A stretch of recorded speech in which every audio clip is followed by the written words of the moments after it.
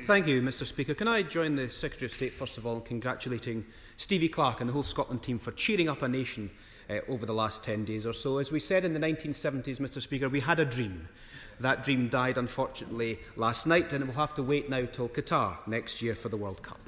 In recent weeks, we have heard scathing criticisms from the Prime Minister's former chief adviser about the UK Government's COVID response. This has no doubt cost many lives. We've even learned that the PM described his Health Secretary as being hopeless. Most recently, their diller and delay in securing the borders of the UK has resulted in restrictions continuing beyond the initial date. Sadly, the people of Scotland have also been failed by the choices of the Scottish Government. We know from a recent Freedom of Information reply that the Scottish Chief Medical Officer advised the Scottish Government to say nothing at all in response to the Edinburgh Nike conference outbreak last March. The Scottish public were kept in the dark. These are just some of the major issues, including the two we've heard from my colleagues this morning. So will the Government agree with calls for an urgent separate Scottish judge-led public inquiry into both governments' management of COVID-19 in Scotland, so we can learn the lessons of COVID and the grieving families can get the answers they so deserve? Minister. Thank you, Mr Speaker. And in response to the honourable gentleman's first point about the Tartan Army, my experience is that while the spirit is often tested, it's never broken, and I'm sure it will sustain. I don't think that at this stage, certainly, there is a need for a separate inquiry.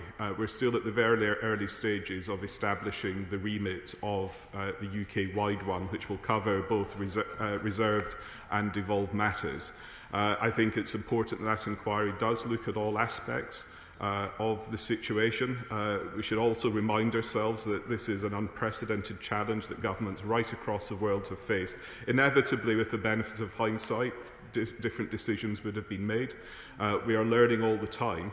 I don't necessarily accept some of the charges that the honourable gentleman's made on borders, for example, but lessons are being learned all the time, and the right place for permanent lessons is from this wide-ranging inquiry that the Prime Minister has promised to set up.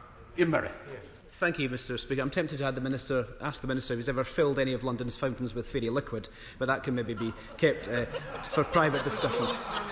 Only for cleansing purposes. One of the most frustrating elements for many people, Mr Speaker, is the inconsistency of the decisions that have been made. Greater Manchester Mayor Andy Burnham has rightly criticised the First Minister both for mimicking the arrogance of the Prime Minister by failing to contact the Manchester authorities before announcing her travel ban and for its inconsistencies. Cases remain lower than they are in Dundee, yet Dundonians can travel all over Scotland, while those living in Bolton, as an example, are effectively banned from travelling to Scotland at all. These varying decisions are having a devastating impact on key sectors. Take the wedding sector, for example. I was contacted by a constituent yesterday whose wedding in Edinburgh is limited to 50 guests, but will travel to London the following week to a wedding where guests are unlimited. And she was at the Glasgow fan zone last week with 3,000 other supporters. She is deeply frustrated, and I'm sure the Minister can understand her anger. So does the Minister agree that any COVID inquiry should examine the consequences that have resulted from the refusal of both governments to work together?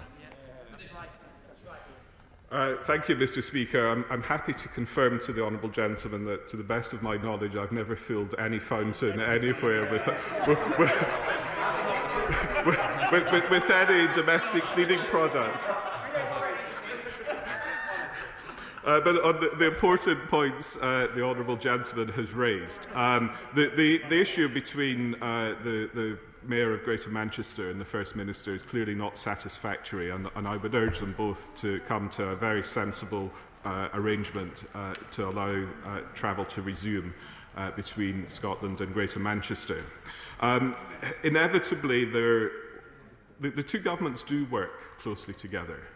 There are several meetings a week between whether it's the Chancellor of the Duchy of Lancaster and First Ministers or the Health Secretary and his counterparts to discuss all these arrangements. At the end of the day, the Scottish Government does have the ability to make its own decisions, but a lot of them are coordinated, particularly at the moment on the travel corridors.